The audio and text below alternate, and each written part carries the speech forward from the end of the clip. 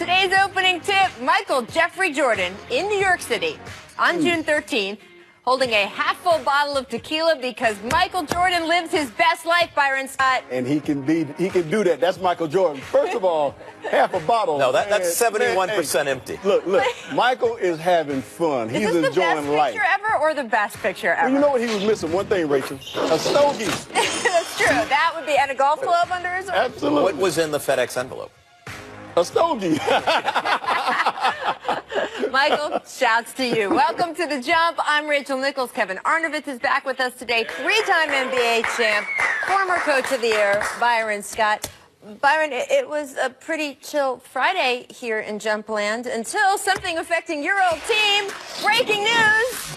It is the watershed Riverwalk moment that Spurs fans have been fearing for a while. Kwahi Leonard wants out of San Antonio. ESPN's Chris Haynes reporting Leonard has grown so frustrated with how the Spurs handled his injury this past season, he has decided to seek his walking papers. Now, Leonard, according to Haynes sources, feels the franchise turned on him once he sought a second opinion, and that there is a distrust that appears to be irreparable. And he has these thoughts with a destination in mind. Yes. Oh, really? League sources telling Adrian Wojnarowski that Kawhi would like to come back to his native Los Angeles, preferably the Lakers. Although Woj does say the Clippers will also try to put together a trade offer. And Woj says these Celtics are also a player here. Remember, Boston already made an offer Kawhi at the trade deadline earlier this season. Kawhi only has a year left on his deal. So he will have some say here, right? Because San Antonio's potential trade partners wouldn't be willing to give up a lot of assets unless they feel there's a good chance he'd sign a longer-term deal with them. But Boston is a team that might be willing to gamble that maybe they could get him there for a year, change his mind. It is all so interesting. And of course, if Kawhi does end up with the Lakers in that scenario, is that the first domino that leads to a LeBron, Paul George, Kawhi super team? Byron, that's a lot of chaos. What do you make of Kawhi wanting to do this, and where do you see this sort of unfolding? Well, first of all, you know, driving in here today, I had a big smile on my face, Kevin, because I heard that Kawhi wants to play for the Los Angeles Lakers. So I was feeling really good this morning driving in. I was all hyped up about this because that domino effect is going to lead to LeBron James. And I don't know if it's going to be Paul George or Chris Paul. I kind of like that as well. But, you know, here in Lakerland, we're feeling pretty good about this situation. I just can't see. And I know Boston has the young players that they can trade and things of that nature. Obviously, they got a great team as well. But Kawhi is a Laker lover. So you can't want to play for the Boston Celtics. You know, he wants to stay here on the West Coast. He wants to come to L.A. But for me, I thought it was very, very interesting because I think all the stuff that happened this season, you know, that kind of led up to where we are today with Kawhi Leonard, some of the stuff that was said by a couple of his teammates, the way Pop was very aloof in press conference when asked about Kawhi and how's he doing, it was always, you know, I don't know, why don't you go ask his people.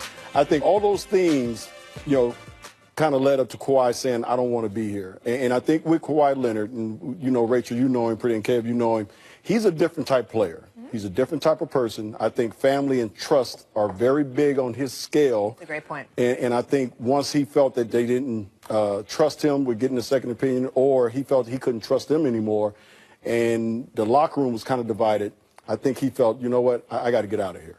It's a little sad. The Spurs have always been the gold standard on talent management, right? Injury management, for that matter. I think they can afford to be patient. Okay. And I know he's expressed a preference, but you know, if Danny Ainge and Brad Stevens, and they can't do a conventional pitch in a hotel room somewhere on, you know, Wilshire, but I think the Spurs can afford to be patient. I think they can extract the best deal. He's still under contract for another season. I know he absolutely can't come back. It would be miserable. But, I mean, they do have a modicum of leverage here, and I do think that I do believe Kawhi could be persuadable. What's the sort of time frame? Because Byron, of course, already has visions of LeBron and Paul George or Chris Paul dancing in his head. But those guys have to make a decision. Right, exactly. By the way, how many texts have you already sent to your close friend, Magic Johnson? Daydreaming. I'm going to see him, I'm pretty sure, real soon in the gym. I'm going to just give him a big hug. Say, Buck Wrong, keep doing what you're doing. You're bringing that Laker mystique back. But Kevin, you're on the bus to San Diego right now. Right. Yeah, how complicated could the timing be, though? Because the assumption is, hey, we're still in mid-June. The free agency decisions don't have to come till the beginning of July. Do you think that this Kawhi situation will be resolved by the beginning of July? So when the LeBron and Paul George and Chris Paul dominoes all fall, they'll have that Kawhi information already? Or do you think that... Right, because, I mean, and it's a great question, because what do the Lakers need to know before they make their offer? Can they just, like, right now, aggregate those assets and make the deal for Kawhi, and then say, hey, we'll worry about the LeBron piece later?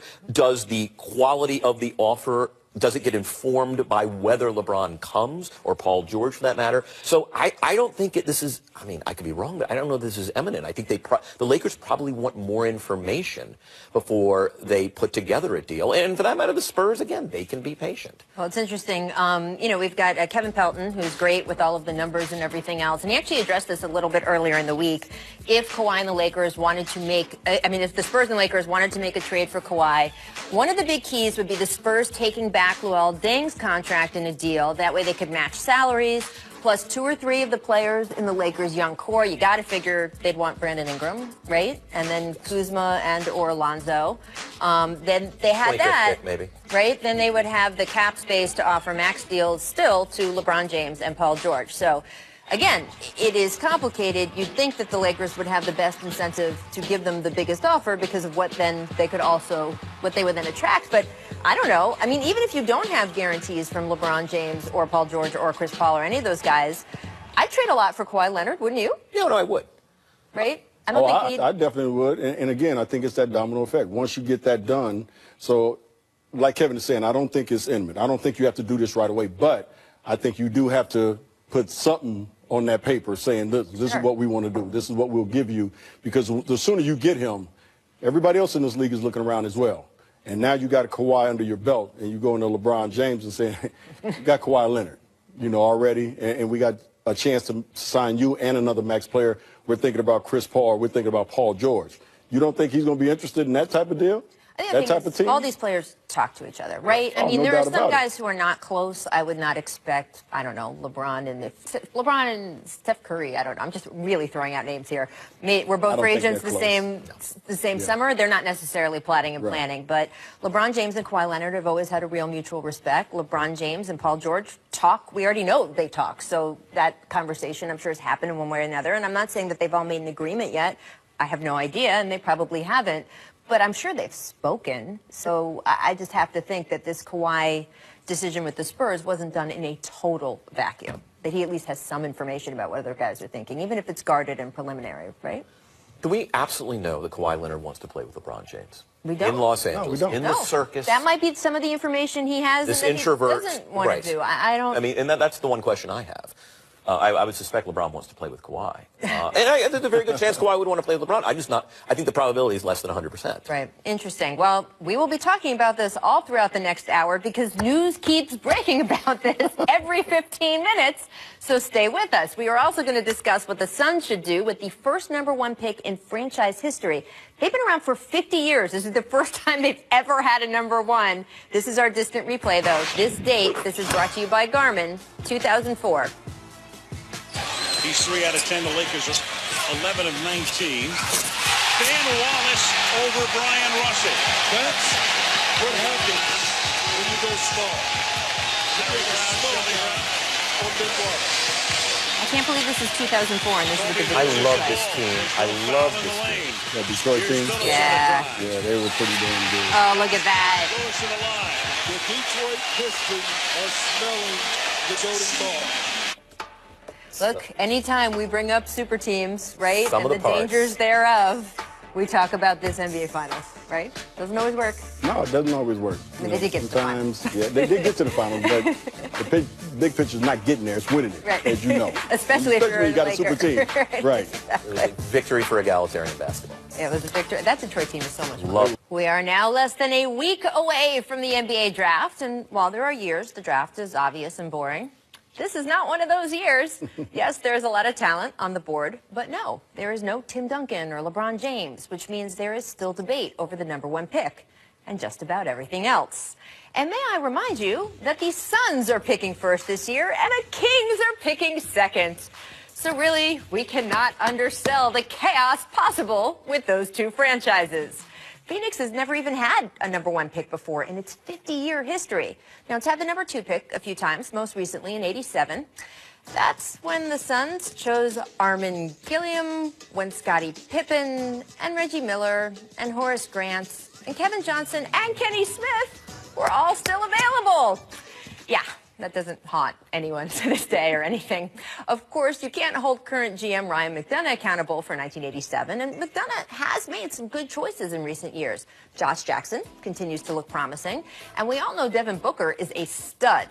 But McDonough is also the guy who once picked Alex Len in a year that Giannis, Rudy Gobert, C.J. McCollum, and Steven Adams were all still on the board.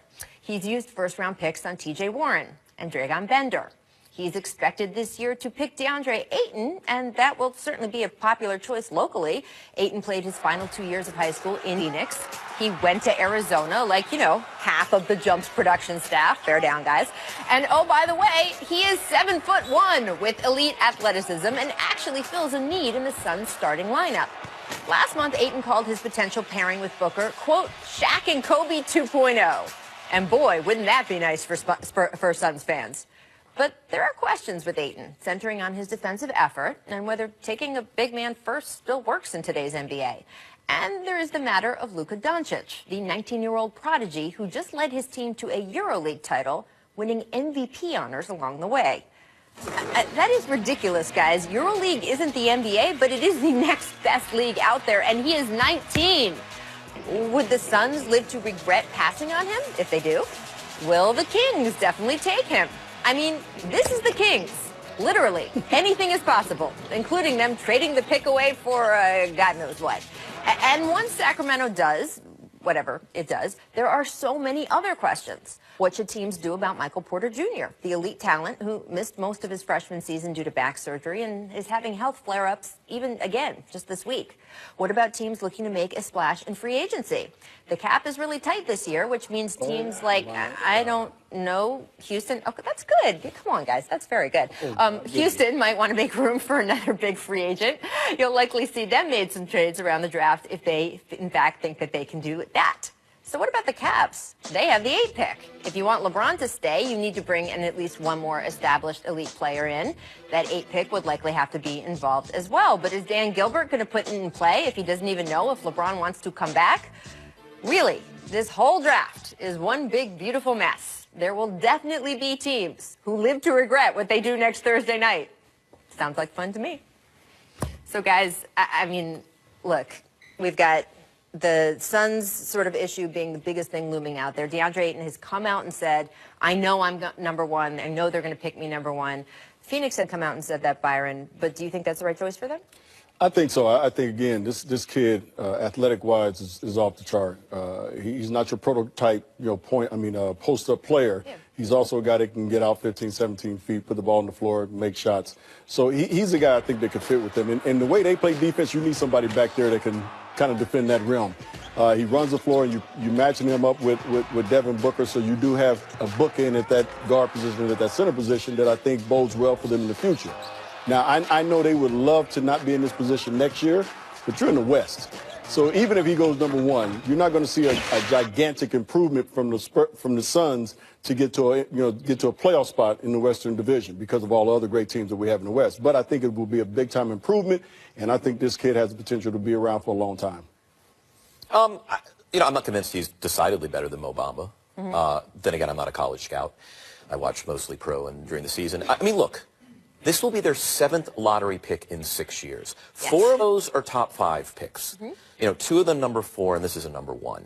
So, I mean, they better get it right. I mean, this incentive structure, silly as it is designed to, is designed to make these teams better. And they have leveraged their failure to get opportunity. And, I mean, frankly, honestly, if they can't nail this one after 7 and 6, right. They should not pick in the first round again for 5 years. It should be like a fine. It would represent just a colossal failure of management. That's your lottery tweak. Is basically your tanking tweak that if teams do tank and they choose poorly, they're not allowed to tank again. Never again. They should be banned. I like that, Kevin. Right? I think that you should be penalized for picking bad draft picks. 6 out of 7 straight years and you still can't get there. Boston has done that and they've done pretty dang well. And Philly's done that and they've done pretty well. So yeah, I agree. If you can't get it right, You know, if you're picking lottery for 5 straight years and you don't get it right, you lose your privilege of being in the lottery. 7 picks in 6 I know, but I'm just saying, I'm putting a ceiling. I'm saying 5 years. You got 5 years. And look, Philly has had some duds too, but their whole point, the point of the process was you get enough high picks, you will hit on enough of them to make a really great team.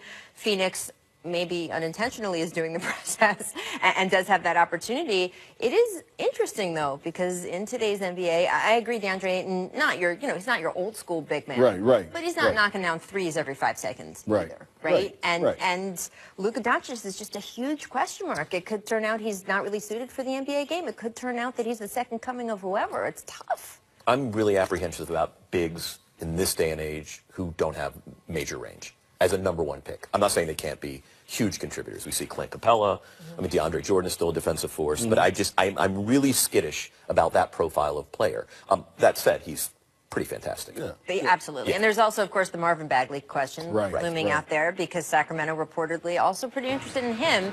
And he signed a 5-year footwear and apparel deal with Puma that sources tell ESPN's Nick DiPaola is worth $2 to $3 million. This is super interesting. It is the first deal Puma has done with an NBA player in 20 years. Their last NBA endorser was none other than Vince Carter. Not bad. Signed with them right out of North Carolina, so they like the state. He spent almost 2 years with Puma before he, of course, went over to Nike.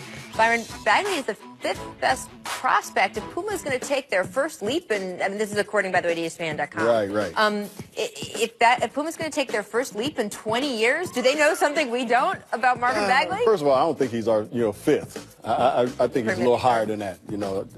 I watched him play a bunch of times when he's at Duke, and I think he might be the most ready out of all the players that we just had listed out of that top 5. And the Duke prestige sort of carries. Yeah, that obviously helps. That's the only game they're in. They're only in the consumer games. Right. But Puma getting back into the NBA game, I think that's a big deal. And you go in and you get a guy like Marvin Bagley III to kind of represent you, I think is a big deal. So this is interesting, though, because they've been out of it so long. And this is such a Nike, Adidas type league, you know what I mean? I read reporting that Nike felt pretty good that he was going to sign with them. Yeah, so this is a big deal for Puma, I think.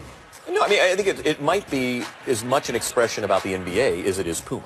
I mean, this is a good business to be in. It's a relatively low risk, high reward.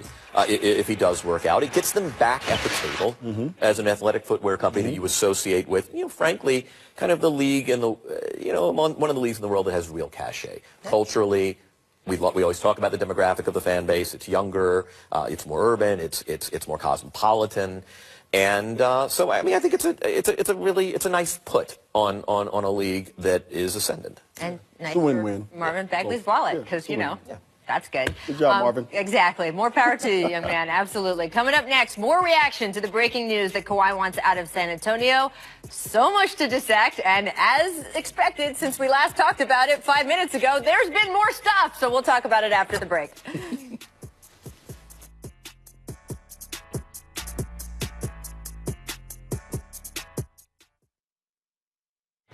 Freak alert! Jalen's a freak about hand-slicing all-natural meats for every Jimmy John's sandwich he makes. Thank you, Jalen. Your meat freakiness means better sandwiches for all. Freaky fresh, freaky fast, Jimmy John's, freak yeah! They say I'm a nice guy. But what they don't know is that I have a darker side. A badder side. A side you don't want to be on the wrong side. Hey, honey. Did you remember to get the milk? So as I was saying, I can be merciless. Infinity, empower the drive. We good? We in? All right, let's fire it up. All you out there, I see you. The challengers, the people ruining the game. Together, we hacked handles. We hacked defense. Right. That's particularly sweet. Like, seeing you guys interact. I mean, obviously, we've talked so much about you guys being on the same team and his rookie year and you being just a bit older, but younger. Just a bit. Younger than now. Yeah, a whole lot younger than now. And by the way, shout out Pacific Palisades, and shout out, by the way, that it was, for some reason, like, it's interesting to me looking at that you kind of had to be like, look, take my word for it. This guy's going to be good. Yeah. That's an amazing thing to even think someone had to say. Yeah. Well, at that time, Rachel, he was a rookie on a very good team. You know, we had Eddie Jones and Nick Van Exel, so he wasn't getting a ton of playing time. He's coming off the bench. He was coming off the bench, and then his second year he came off the bench and got more time. His third year is where he basically started to develop the Black Mamba type of, mystique that we see today. But, yeah, people didn't realize that this, I saw him every day, and I was like, this kid's he's going to be unbelievable. I love that video. It was a lot of fun. It was a lot of fun looking back and seeing that. Did you just arm around him the whole time? Yeah. It's very sweet. That was my guy. There you go. All right, time for Make or Miss. Angela, please. It's a make or miss lead. It's a make or miss. It's a make or miss. It's a make or miss lead. It's a make or miss lead. You knew the producers were bringing that one out today. Make Inc. Remember this iconic photo from the Heatles era? Well, guess what? A fan got a tattoo of it, and the detail is amazing. Kevin, you've got one of these tattoos too, right? I don't think I can get a Jewish burial. I think that's the issue. My parents would be very upset. Yes, that's the issue. Yes, it's pretty good, though, Byron. It's very nice. It's very good, but ink poison. You think? Guys, you're going to get your leg amputated later on down the line. Watch what you're doing with those tattoos. But it is nice. I will give you that. Pretty impressive. Miss Layups. This guy does a 360. Wait for it. Yep, little windmill in a game. Now, why are there triple-digit jersey numbers? I've never seen triple-digit. There we go. And Donovan Mitchell, of course, paid a lot of homage this year. Right? What do you think? In a game. This was a game. For me, that one right there in a game, that wins. That's next to Vince Carter's right there. Competitive contest, yeah. With no doubt. And producer Danny's telling me this is a professional league. Is that right, producer Danny? Oh, not a professional league. I've never seen triple-digit. I was going to say, I'm not number sure how 398 on. Mike Gaines, you knew we were going to talk about this today. Mike Bibby. And this is not a Photoshop, apparently. He has hit the gym. Yes, I'm incredibly looks impressed. Like one of those cartoon things where you, right? And, as we get older, we get in the weight room a little bit more. We gain some muscle. Some but, stuff. Mike, what are you taking? Apparently, I want to know. Mini I don't want none, yes. but I want to know what you're taking, dog. I want to know. I'm just asking. Just let me know. Just right there. Miss, moving on. Perfect. Yesterday was the 20-year anniversary of MJ's 98 shot in Utah. The Jazz still salty that they're entitled because look what the IG comment was. Pushed off. MJ pushed off. Pushed off. Are the Jazz ever going to get over this? No, there have been global wars that have been waged for like 25 centuries. This is on the NBA's This is IG over a feed. championship. We've got at least another 2,500 years. 20 years later, let it go. It's just like keeping the Lakers Celtics thing going. You know what? I forgive. Guess what? The Immaculate Danny Ainge Reception and all didn't of actually that. happen either, people. We're going. Let with it go. Make adjustments. A day after the Lakers brass asked Lonzo Ball and Kyle Kuzma to tone it down on social media, Kuzma and Josh Hart were very supportive of each other. This is remember, Byron, last year the NBA asked team accounts to tone it down, and then there was 3 days of the teams just flowery compliments on each other. This is kind of like that. You like it? No. I don't think it's genuine. I think you're just kind of doing it because you kind of was told to, but. I mean, I think they genuinely like it. I think. I think they Josh Hart genuinely and like each other. But they probably didn't want to. They were let out of their room, and they're playing nice. Yes. They were let out of their room. Involving the Lakers again. Breaking news. There we go. Right.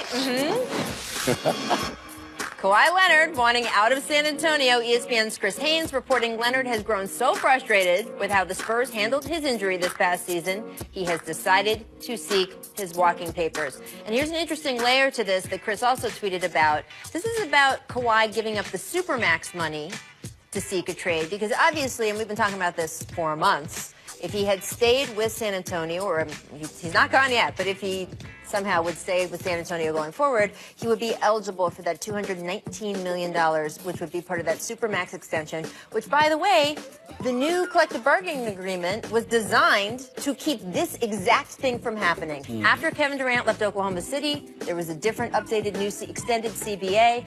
This provision was added in so guys like Kwahi Leonard would sign with their teams. Instead, he is deciding for other reasons he would like to seek a trade, so there's about a $30 million difference there.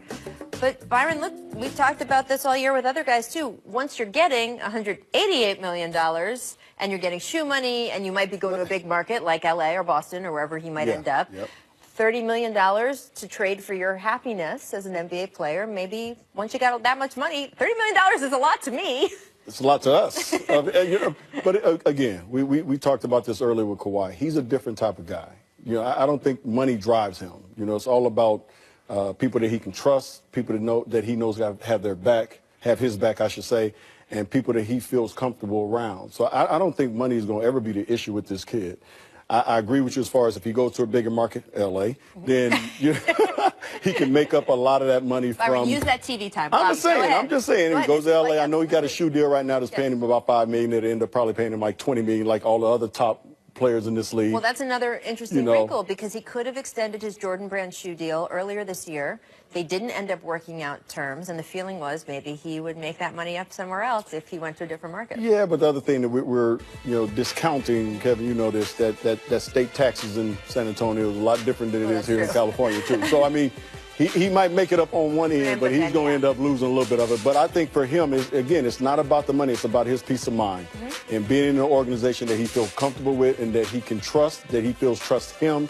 And again, all those things that I think happened during the regular season has brought us to this point with Kawhi where he says, I can't do this anymore. A couple of considerations, 4 years versus 5 years, so he will make up some of that $30 million on the back end. I mean, and you said it, we're at the point where the amount of wealth that is involved is such that, hey, we saw Kevin Durant take a lot less money. Absolutely. And people are considering situational factors over financial factors. Because, again, when you get to a certain level, relatively speaking, happiness does prevail. Well, I mean, I've been quizzing Tracy McGrady on this all year because it's such this is a made-up kind of fascinating conversation to me of like, okay, when you have this much money, how much is enough that you then can discount it to then go to other money? I am also interested, though, in the war this now sets up in some ways between the Lakers and the Celtics, because those are the two teams that just in this short hour or two have already come to the fore in terms of teams that will be really throwing trade offers at the Spurs. Does Greg Popovich have any interest in helping the LA Lakers? Probably not. When you're talking about Danny Ainge in a room trying to convince you of things versus Magic Johnson, look, the Lakers, Jeannie Buss wanted Magic involved because she and Magic have great trust, but also because she wanted Magic involved to help convince potential free agents, or in this category, guys who want to get traded out of a situation. Hey, I'm Magic Johnson. You can trust me. Come play with me. You've got Danny Ainge, though, on the other side, obviously a great luminary in the league, too.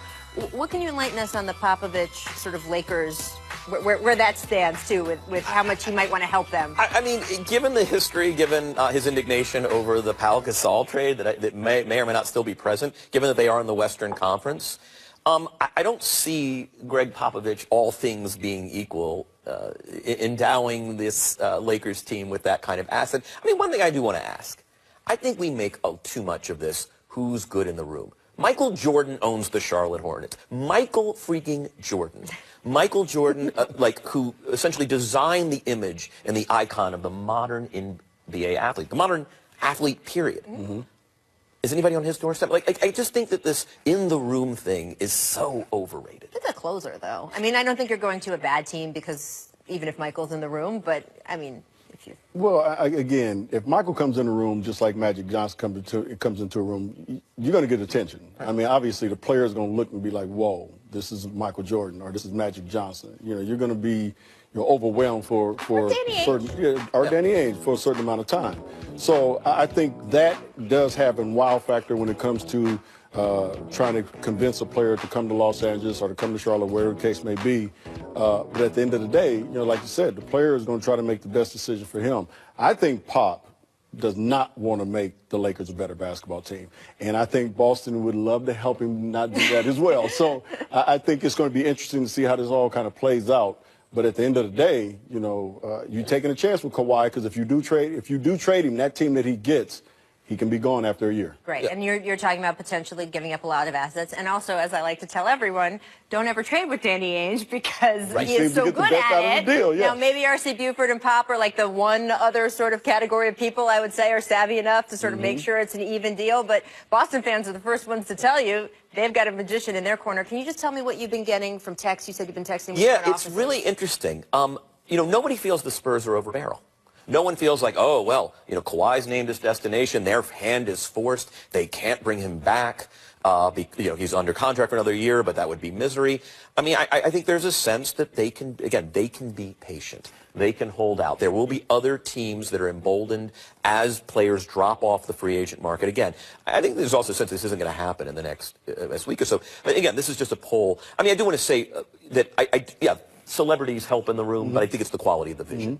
I mean, the reason Danny Ainge is Danny Ainge is he articulates and delineates a series of principles about what happens when you come to the Boston Celtics. I mean, yeah, he was a former pro and he's won championships, but I do think the quality of the vision, I think, yes, magic, it's much greater than zero. I mean, the presence of the person in the room is something, but I just think it's the quality of the vision. I think the timing of this is so fascinating, too, because, again, if this trade, whatever it is, happens before free agency and maybe in concert in back rooms, not that that ever happens in the NBA. No one talks to each other. There's no tampering. No one ever has any idea of any future plans. But just for saying, if this trade happens before the free agency market sort of pops at the beginning of July, that is a very different question of dominoes and where they're falling and players who may have and are allowed to talk to each other versus the Spurs, who, as you said, have a say in this. Kawhi doesn't get to go anywhere until they say he does. Right. So it might be that LeBron James or Chris Paul or Paul George are forced to make these decisions without knowing where Kawhi Leonard is. And by the way, it's not just, oh, gee, would we come to a team that he plays on?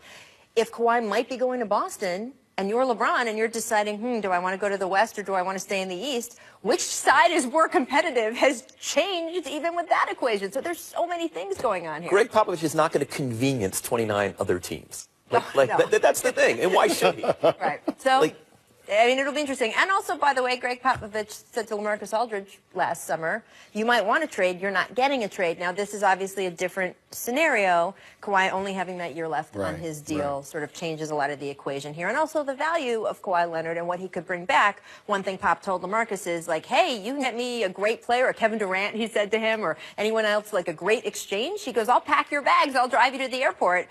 I have the feeling the Spurs will get some pretty good offers for Kawhi Leonard, not Kevin Durant, but maybe Greg will be packing bags and driving to airports. Who knows? We'll see. Here's what The Jump recommends for today over on ESPN.com. Kevin Pelton explains, while many of the top prospects are big men, drafting centers is riskier than ever before. 3 of the top 5 prospects play the 4 or the 5. Interesting. From a team with one of the top picks to a player hoping to be a top pick, Trae Young dazzled the college hoops world with his Steph Curry-like range this past season, but he has faced scrutiny about his size and his ability to play defense. Kind of like Steph Curry, right? Yeah. He addressed that after a Bulls workout yesterday. I think just working on my body, continuing to work on my speed, and just showing from day one that I'm gonna change the narrative. So that's my goal, and that's my job, is to change the narrative on that. I mean, Kevin, it's nice if people do compare you best to Steph Curry that you have someone who's a comp who's changed the narrative a little bit. But there's also, you know, it's funny, there are also people in the scouting and analytics world who say Jimmer Fredette is the comp, right? So if you're coming out of college, and it's one of those things where you don't want to miss on Curry, but you don't want to draft Fredette with that pick. It's hard to change. By the way, that's a fantastic sentence. Continue. you don't. It's hard to change the narrative when you're at the very end of workout season, right? Like narratives are generally changed on the court. Narratives are changed with effort exerted that everybody can witness. And so I'm curious how he's going to do that. I do like it as I have a put. I'm not buying or selling. I'm sort of, I guess I'm holding. I'm kind of holding too, Kev. One of the narratives that he can't change is his height. I mean, that it is what it is. You know, I know he can go out there and he can play harder on the defensive end and show people that he's a much better defender than given credit for in the college game. I think the Steph comparison hurts him more than anything because I think during the season, watching him play, he tried to play like Steph. And I think that hurt him. So it's going to be interesting. I'm not buying and selling as well. I'm just kind of in that wait-to-see mode with this young man. But I wish him all the best, and I hope he does improve his body because that's something that he can definitely do is get stronger and get quicker and get faster. And those are things that he has to do on a day-to-day basis, put that work in. But it's going to be interesting to watch him play. So, Trey, maybe you should call Mike Bibby. That's all. That's all we're saying. Yeah, tell him to give you what he's taking. Call Mike. But you know what? Don't. I take that back, Trey. My bad, because you might get tested. You be in trouble. My bad. All right. Okay. Rachel. All right. Look. All right. Let's talk about Michael Porter Jr. It's Friday. It's so Friday. After canceling a workout with teams that was scheduled for today due to a strained hip, ESPN's Jonathan Givony reporting Michael Porter Jr. holding an invitation-only medical exam in Chicago. This is a seemingly unprecedented pre-draft occurrence. Each team gets 15 to 20 minutes. Porter will lie on a table mid-court while doctors from various teams come by and physically examine him. I know. It's like I've been to the tuna auction in Tokyo, and it's just like, it just kind of creeps me out, this weird. whole arrangement. It's interesting, though, because in some respects, the invitation-only thing is teams will not draft a guy unless they have their medical staff who can get their hands on that player. So in some ways, it is an opportunity, for Porter and Porter's camp and Mark Bartelstein, who's really well respected, to sort of, you can steer toward teams where you might want your player to land. Right, that's a good point, because no one who doesn't get this shot is probably going to. Right. Now, I don't think, it was funny, I asked one exec, they're like, I don't think they would turn anyone away at the door. Right. But it is a way to somewhat influence, who gets the visual information. here. It is. It's kind of a man on a table in an empty gym, and there's a lot of uncomfortable imagery there. Frankly, if you ask me, I don't know. But I mean, with Michael Porter Jr., elite talent coming out of high school, elite people. He was projected as a top 3 pick in this draft. Obviously, had the back surgery his freshman year. Byron, would you take a shot on him if you're one of these NBA teams? If this medical checkout looks okay, he's had hip issues this week. How would you judge this? I think if I'm drafting in the lower part of the lottery, again, that whoever that is, that's still you're banking on this kid being a franchise type player. And with his history of the back injury and now the hip, which is obviously correlated because of the back, it's a red flag, to me. But I think his talent-wise, when you watched him in high school, the kid was a can't-miss type prospect. Do you want to take your chances on that? I think some teams will probably look at it and say, well, we'll take a chance. We'll see in the next couple of years if this kid's going to turn out to be exactly what we hope he would be or even better. So this is another one of those. It's hard. It's so hard to say I'm going to pull the trigger and draft him because of his history right now. It's extremely hard. It's going to be a tough decision for Cleveland or whoever. Right. Are looking at him. That's going to be a real tough decision. The healthy version of this player is so Look, tantalizing. people have been saying this sentence for 2 months now. You're talking about, does he turn into be Greg Oden or does he turn out to be Joel Embiid, right? And coming up, watch the throne. We will give you the latest LeBron free agency news. May just tie into the Kwahi Leonard news. You'll see after this break. But first, here is our distant replay. This one is from the year 2001. Take a look. Might be Laker related, maybe, sort of. Oh, look. That's not fair. That's just not fair. This team, man. Remember Kobe? So what do you think, Byron? Kobe came out the other day and said on the Hoops Hype podcast that this team, this 2001 team, the best team ever in NBA history. What do you got? 1987-88 Laker team. Well-deserved honor coming for the Big O. Oscar Robertson. This is very cool. He's going to receive the NBA's Lifetime Achievement Award.